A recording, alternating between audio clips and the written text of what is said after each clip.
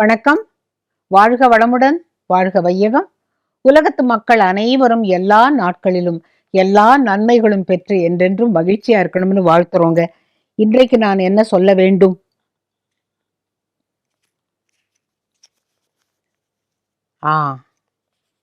குருவாயூர் வாகை சார்த்து.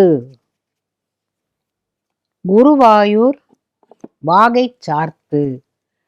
பொதுவா நம்ம கோவில்களுக்கு போறோம், ஏதோ குறை இருக்குன்னு சொல்லிட்டு கோயில்களுக்கு போறோம். சில கோவில்கள்ல இப்போ வைத்தீஸ்வரன் கோயிலுக்கு போனா மண்ணுருண்டை கிடைக்கும். அது வைத்திய உருண்டைன்னு சொல்லுவாங்க, மருந்து உருண்டை. அது சாப்பிட்டாக்க வியாதி தீரும்னு சொல்லிட்டு அங்க அது கொடுப்பாங்க.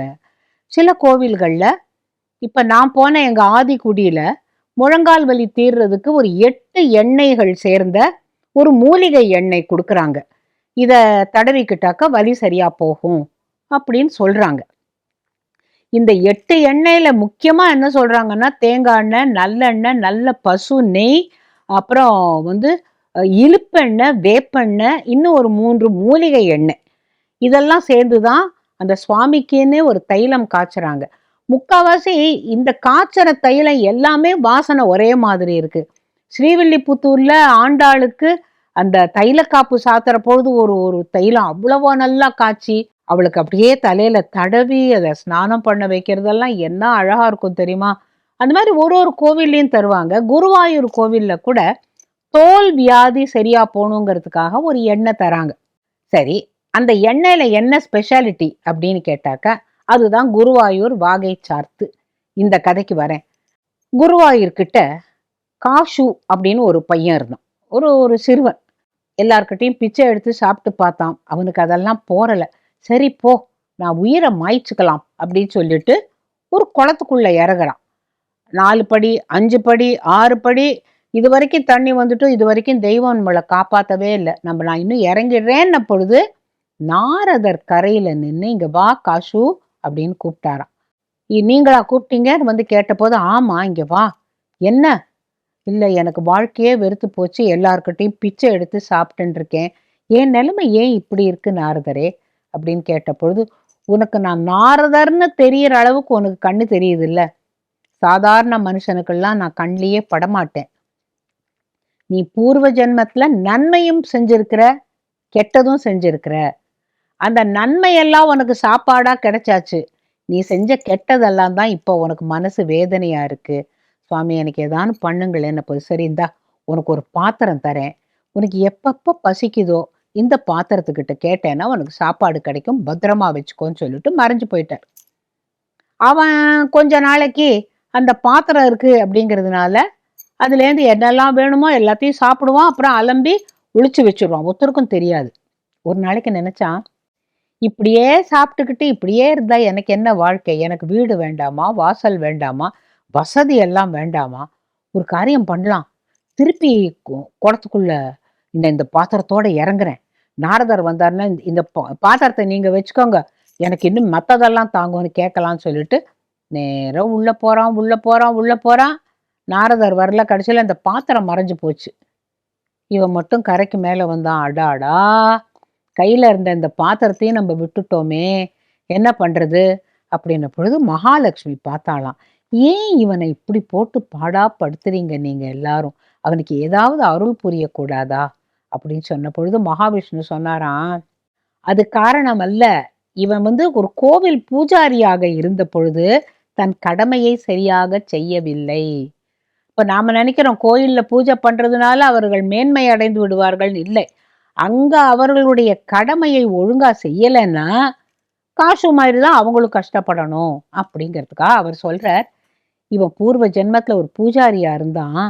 அந்த பூஜை பண்ற நேரத்துலலாம் இவன் தன்னுடைய சகாக்களோட சேர்ந்துட்டு எங்கேயோ சுத்த போயிடுவான், ஊரெல்லாம் சுத்திட்டு வருவான். ஆனா இதை பார்த்துட்டு இருந்த அவனுடைய மகன் ஷாம்பு அப்படிங்கிறவன், ஐயோ அப்பா, அந்த சுவாமிக்கு நேரத்துல நைவேத்தியம் படைக்கலையே, அபிஷேகம் பண்ணலையேன்னு அதெல்லாம் அவன் பண்ணினான். அவன் பண்ணி பெரிய ஸ்காலரா போய் அவன் வேதம் எல்லாம் படிச்சு அவன் அண்ணா முன்னுக்கு வந்துட்டான். பட் இவன் செஞ்ச தப்புக்கு தான் இப்ப அனுபவிக்கிறான். சரி, அவனுடைய ஏதாவது ஒரு நல்லது பண்ணுங்களே, அவன் ஏதோ ஒரு நல்லது தானே பண்ணியிருக்கான் இது வரைக்கும் அப்படின்ன பொழுது மகாவிஷ்ணு சொன்னாராம், அவன் இன்னும் கொஞ்சம் கஷ்டப்படட்டும் நான் பார்க்குறேன். நாரதர் இனிமே போக மாட்டார். கொடுத்து பார்த்தார் சாப்பாடு. அவன் அதுக்கெல்லாம் மசியலை. அவனுக்கு வீடு வேணும், இன்னும் வசதி வேணும்னு நினைச்சான். இருக்கிறதும் போச்சு.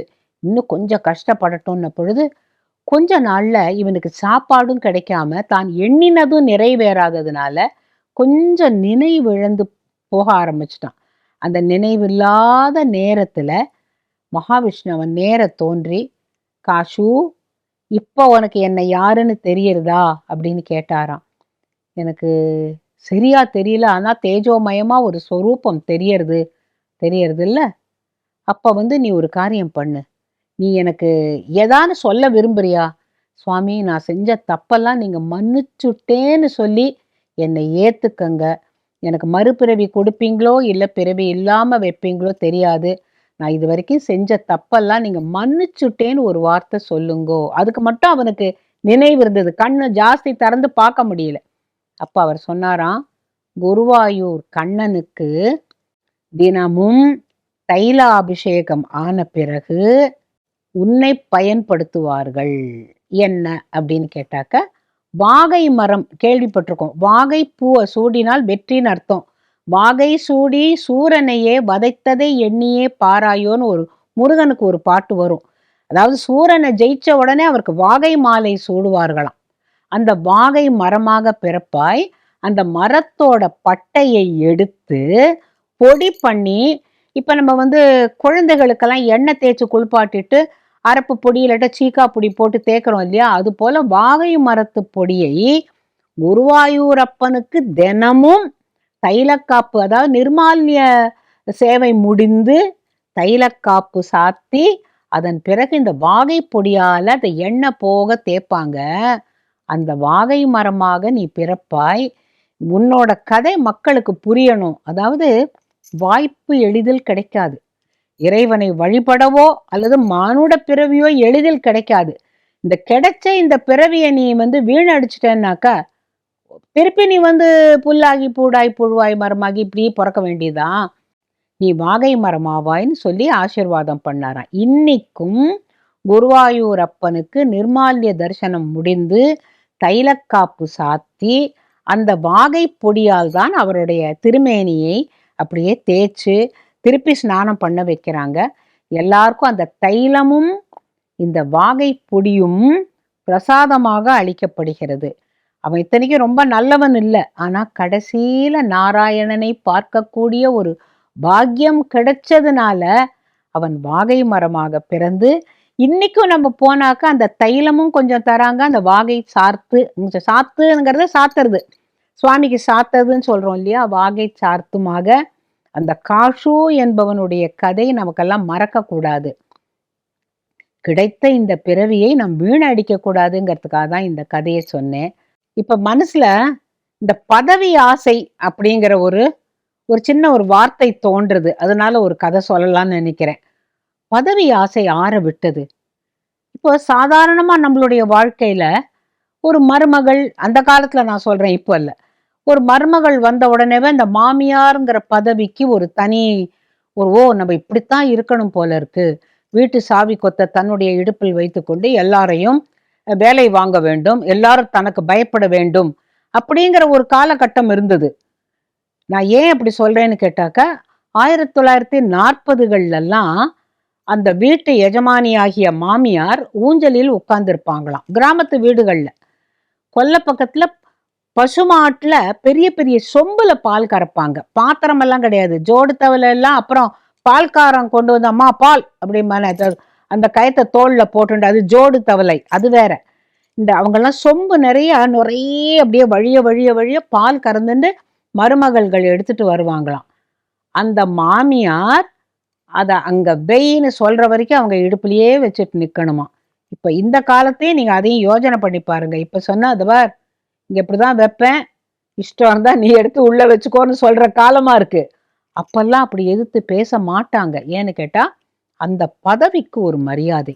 மாமியார் சொன்னாங்கன்னாக்கா அதை அப்படியே வச்சுக்கிட்டு நிப்பாங்களாம். அவங்களும் கண்டும் காணாத மாதிரி கொஞ்சம், நீ ரொம்ப நேரமா வச்சுன்னு நிக்கிறியா, இதெல்லாம் வேமா அப்படின்னு சொன்ன பிறகு வைப்பாங்களாம்.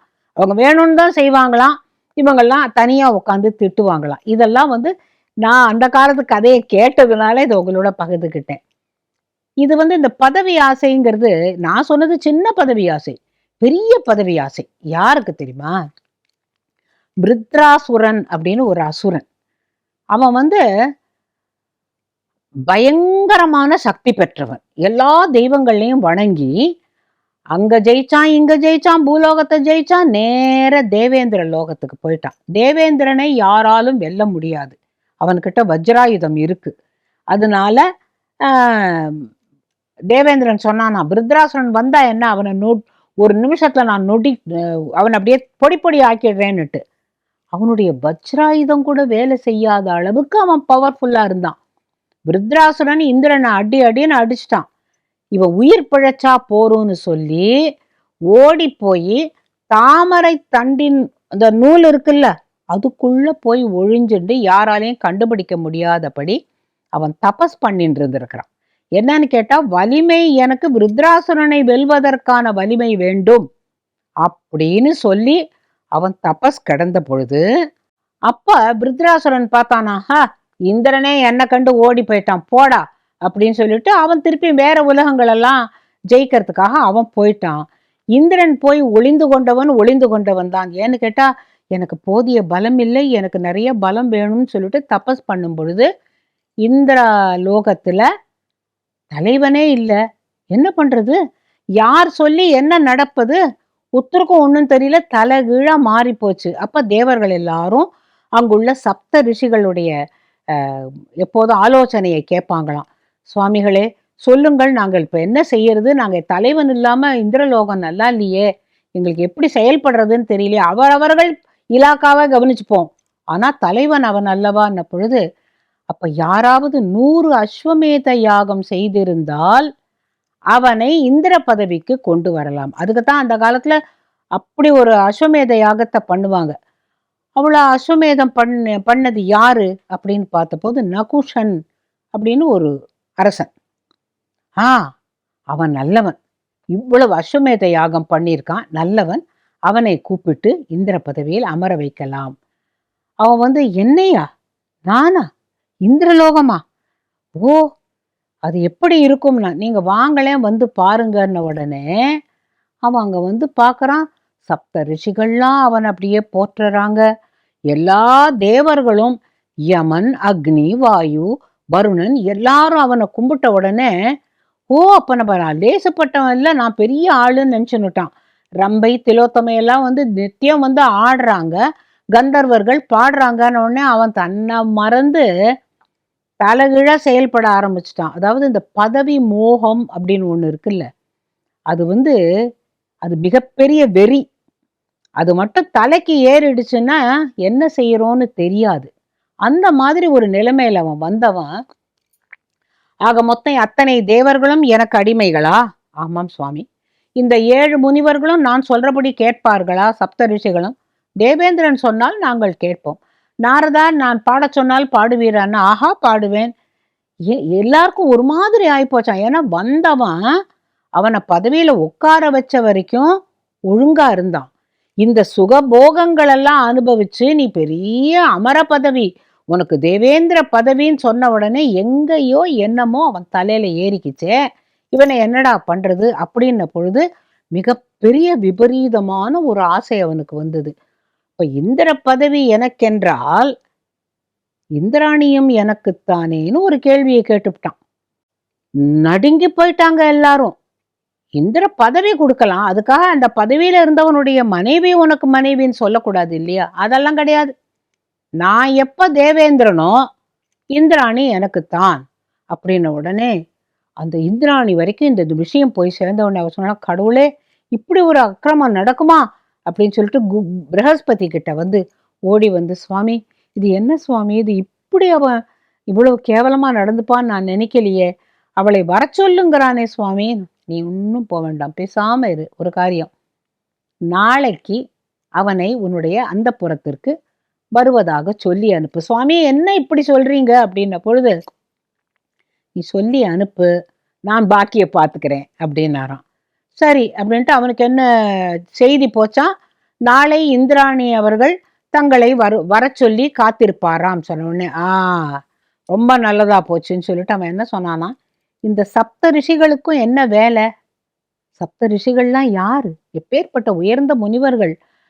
அதுல இவர்களுக்கு என்ன வேலை நினைச்சுட்டு எனக்கு எப்படி போகணும்னு கேட்டா, இந்த சப்த ரிஷிகளும் என்னை ஒரு பல்லக்கில் சுமந்து கொண்டு இந்திராணியின் அந்தப்புறத்திற்கு அழைத்து செல்ல வேண்டும். அதுதான் நான் இடும் கட்டளை. தேவேந்திரனாகிய நான் அப்படின்னு நகுஷனுக்கு பாருங்க, அந்த பதவி இப்படி ஒரு பதவி வெறி ஏறி சப்த ரிஷிகளும் அவனை தோளில் சுமந்து கொண்டு பல்லக்கில் ஏற்றி கொண்டு போய் இந்திராணியின் அந்தப்புறத்திற்கு இறக்கி விடணும். சப்த ரிஷிகள்லாம் பார்த்தாங்களாம். சரி, இவனுக்கு நல்ல நேரம் இல்லை. உடனே அகஸ்தியர் சொன்னாராம், இந்த பார், மற்றவங்கெல்லாம் பல்லக்க பிடிங்க, நான் முன்னால நிக்கிறேன், அப்ப தெரியும் அப்படின்னுட்டு. ஏன்னா அவருக்கு குருமுனின்னு பேரு, கும்பமுனின்னு பேரு, குடத்திலிருந்து பிறந்தவர்னு பேரு. குருமுனி அப்படின்னாக்க குள்ளமான முனிவர். அகஸ்தியர் குள்ளமான முனிவர். இப்போ ஒரு பல்லக்க தூக்கணும்னா, இப்ப கோவில் எல்லாம் தோளுக்கினியான தூக்குறவங்க பாத்தீங்கன்னா முக்காவாசி அந்த இளைஞர்கள் எல்லாரும் ஒரே உயரத்துல இருப்பாங்க, ஒரே மாதிரி தோல் பலம் இருக்கும். அதை சுவாமியை எடுக்கவோ ஆட்டவோ அதுக்கெல்லாம் ஒரு பலம் இருக்கும். இப்ப இந்த பக்கம் 4 பேர் ஒரு மாதிரி, இந்த பக்கம் 3 பேர் ஒருத்தர், 2 பேர் ஒருத்தர், இவர் கீழே இப்படி இருந்தாக்க எப்படி இருக்கும் அந்த பல்லக்கு? மெதுவா தான் போச்சு. அவன் பார்த்தானா, இந்த பல்லக்கு என்ன வசதியாகவே இல்லையே, என்ன கோணாமானா என்று என்ன சொல்லிட்டு சத்தம் போட்டானா, சீக்கிரம் போங்கோ. இந்த சீக்கிரம் போங்கோங்கிறதுக்கு வார்த்தை சர்ப்ப அப்படின்னு அர்த்தம். வடமொழியில சர்ப்ப சர்ப்ப அப்படின்னாக்கா ஏய் சீக்கிரம் சீக்கிரம் அப்படின்னு அர்த்தம். அப்ப கொஞ்சம் தூரம் போன உடனே அவன் திருப்பி சர்ப்ப சர்ப்பன்னு. குடமுனிக்கு, அதாவது அகஸ்தியருக்கு ரொம்ப கோபம் வந்ததான். ஏன்னா அவரால அந்த பல்லக்க நேர பிடிக்க முடியல. தலையில இழுத்து பாருங்க, சப்த ரிஷிகள் இவனை பல்லக்கில் வச்சு சுமக்கிற தலையில இழுத்து. அப்ப இவரோடது கொஞ்சம் கீழே இருந்ததுனால கொஞ்சம் மேடும் பள்ளமுமா அந்த பல்லக்கு சுகமா இல்லை அவனுக்கு. அப்ப சர்ப்ப சர்ப்பனுடைய சர்ப்பமாக கடவாய் அப்படின்னுட்டார். அவ்வளவுதான், அவன் பல்லக்கிலேருந்து உருண்டு விழுந்தான் கீழே. ஐயோ சுவாமி, நான் ஏதோ தப்பா சொல்லிட்டேன், இதை பார், நீ சர்ப்ப சர்ப்பன்னு சொன்ன, ஒரு தரம் பொறுத்தோம், 2 தரம் பொறுத்தோம், நீ 3ஆம் தரமும் சீக்கிரம் போ சீக்கிரம்போன்னு உனக்கு இந்திராணிய பாக்குற ஆசையில எங்களெல்லாம் சர்ப்ப சர்ப்ப சீக்கிரம் போன்னு விரட்டின. மற்ற ரிஷிகள் வாயமூடின்னு இருந்தாங்க. ஏன்னா தேவேந்திரனுக்கு கட்டுப்பட்டு. நான் அப்படி இருக்க மாட்டேன், சர்ப்பன்னு சொன்னதுனால நீ சர்ப்பமாக கடவாய் அப்படின்னு சொன்னேன். ஐயோ சுவாமி, எனக்கு எப்ப விமோச்சனம், நான் தெரியாதனமா சொல்லிட்டேன். அப்ப இந்திராணி கையை கும்பிட்டாளாம், சுவாமி நல்ல வேளை குருவே என்னை காப்பாத்திட்டீங்க, அவன் பாம்பாவே இருக்கட்டும் அப்படின்னாலாம். இவன் பாம்பா பூலோகத்துல உருண்டு விழுந்துட்டான். அப்ப எனக்கு எப்ப விமோச்சனம்னு கேட்ட பொழுது, பஞ்ச பாண்டவர்கள் வனவாசம் வரும் பொழுது பஞ்ச பாண்டவர்களில் ஒருவனை நீ வளைத்து விழுங்க பார்ப்பாய். அப்பொழுது பஞ்ச பாண்டவர்களில் ஒருவன் உனக்கு பல ஐயங்களை தீர்த்து வைப்பான். அதன் பிறகு உனக்கு முக்தி கிடைக்கும் அப்படின்னு சொன்னாராம். அவன் பாட்டு பூலோகத்துல ஒரு குகையில போய் இருந்து அங்க இருக்கிற மிருகங்கள் எல்லாம் சாப்பிட்டு மலைப்பாம்பாவே இருந்துட்டு இருக்கான், அந்த சர்ப்பன்னு சொன்னதுனால. அந்த இடத்துல பஞ்ச பாண்டவர்கள் ஒரு முறை பீமன் அங்க ஏதானுக்கு சாப்பாடு கிடைக்கிறதான்னு தேடி வந்தவனை அப்படியே வளைச்சு அவனை முழுங்க போற நேரத்துல மூத்தவர் தர்மர் வருகிறார். ஐயோ என்னுடைய தம்பியை விழுங்கி விடாதே, என்ன என்ன அப்படி அதை காப்பாற்ற வரும் பொழுது அப்ப அந்த பாம்பை பார்த்து சொல்றார், நீ சாதாரண பாம்பு இல்ல, உனக்கு ஏதான ஐயம் இருந்தா என்னுடைய தம்பியை விட்டுடு, நான் உனக்கு அதை தீர்த்து வைக்கிறேன் பொழுது, ஒரு அரசனுடைய கடமை என்ன அப்படின்னு அந்த பாம்பு கேட்டதான். ஒரு அரசன் என்பவன் தன்னை முன்னிலைப்படுத்திக் கொள்ளக்கூடாது முதல். 2வது, பிரஜைகளின் நன்மையை தவிர வேறு ஒன்றையும் கருதக்கூடாது 2வது. 3வது, நல்ல அனுபவம் உள்ள மந்திரிமார் சொல்லை கேட்க வேண்டும். அங்கே குலகுரு இருந்தால் குலகுருவின் சொற்படி நடக்க வேண்டும். குலகுருவை அவமதிக்க கூடாது. ஆக அவனுடைய வாழ்க்கையில என்னெல்லாம் நடந்ததோ அதெல்லாம் அவர் உபதேசமா சொன்ன பிறகு அந்த மலைப்பாம்புக்கு நிஜ உரு நான் தான் நகுஷனாக இருந்தேன், நீங்கள் இப்பொழுது சொன்ன அத்தனை தப்பையும் நான் செய்தேன், ஆகையினால்தான் நான் மலைப்பாம்பா போயிட்டேன், ஆனா நான் பீமனை வளைச்சு பிடிச்சதுக்கு என்னை மன்னிச்சிடுங்கன்னு. பாரு, எங்களுடைய தர்மம் எங்களை காப்பாற்றும், 5 பேரையும் காப்பாற்றும், நீ நீ அதை முழுங்கியிருந்தா கூட நீ தான் போயிருப்பியே தவிர என் பீமனுக்கு ஒண்ணுமே ஆயிருக்காது. ஏன்னா எங்களுக்கு துணை நிற்பவன் கண்ணன். அவன் இருக்கும்போது எங்களுக்கு என்ன கவலை? உனக்கு அந்த எண்ணம் இல்லாததுனால்தான், நீயே பெரிய ராஜான்னு நினைச்சதுனாலதான் உனக்கு வாழ்க்கையில இவ்வளவு பெரிய வீழ்ச்சி. இந்த நகுஷன் யாருன்னு கேட்டா குருவம்சத்து ஒரு மன்னன் தான். அவன் அந்த 100 அஸ்வமேத யாகம் பண்ணதுனால இந்திர பதவி கிடைச்சது. அவனுடைய வம்சத்துல வந்தவர்களாலதான் அவனுக்கு விமோச்சனம் அப்படின்னு அந்த சாபத்துல இருந்ததுனாலதான் இப்ப பீமன் என்ன பண்ணான்னு சொன்னேன். அவன் உணவை தேடி போனான். எங்கேயா இருந்தாலும் முதல்ல பீமன் தான் போவான். ஏன்னா அவன் தங்கு தங்குன்னு போய் அவன் பாதை பண்ணிடுவான், மற்றவங்கள்லாம் பின்னால வருவாங்க. அப்படி வரும்போதுதான் இந்த பாம்பு அவனை பிடிச்சிடுறது. அப்ப தர்மர் வந்து கேட்கிறார், உன்னை பார்த்தா சாதாரண ஒரு பாம்பா தெரியலையே, நீ ஏதோ சாபத்தினால தானே நீ இப்படி இருக்கேன்னு கேட்ட பொழுது அப்ப அந்த பாம்பு ஆகிய நகுஷன் சொல்லுவான், நானும் உங்களுடைய வம்சத்தில் வந்தவன் தான். ஒரு அவசரப்பட்டு நான் ஒரு தப்பான ஒரு வார்த்தை சொன்னதுனால எனக்கு இப்படி ஒரு சாபம் கிடைச்சது. உங்களால தான் எனக்கு சாபம் தீரணும். நான் கேட்குற கேள்விக்கெல்லாம் அந்த யக்ஷ பிரஷ்னம் மாதிரி நான் கேட்குற கேள்விக்கெல்லாம் நீ எனக்கு பதில் சொன்னேன்னாக்கா எனக்கு விமோச்சனம் சொல்லிட்டு இந்த இந்த கேள்வியெல்லாம் கேட்ட பிறகு அவனுக்கு என்ன ஆகும்னு கேட்டாக்க, அந்த தாத்தாவாகிய, ஏன்னா அவனுடைய முன்னோர் இல்லையா, அந்த முன்னோராகிய தாத்தா நீங்க எல்லாரும் நல்லா இருப்பீங்க, எல்லாத்துலயும் வெற்றி பெறுவீர்கள்னு சொல்லி ஆசீர்வாதம் பண்ணிட்டு போனானா நகுஷன். இதற்கிடையே இந்திரன் விருத்ராசுரனை வெல்வதற்கான பலத்தை பெற்று அவனை வென்று மீண்டும் தேவேந்திரனாக பதவி ஏற்றான். இப்ப இந்த கதையிலே நாம என்ன எடுத்துக்கிறோம்னா, நமக்கும் சில சமயம் எங்கேயான்னு கொஞ்சம் உங்களை போல உண்டானவில்லை 4 பேர் ஏற்றி விடுற போது கொஞ்சம் எங்கேயோ தலைக்கு ஏறும். அந்த ஏற வேண்டாம். அந்த ஏறுகின்ற பொழுது இறங்குவது ரொம்ப எளிது. ஒரே நிமிஷத்துல கீழே விழுந்துடலாம் இல்லையா?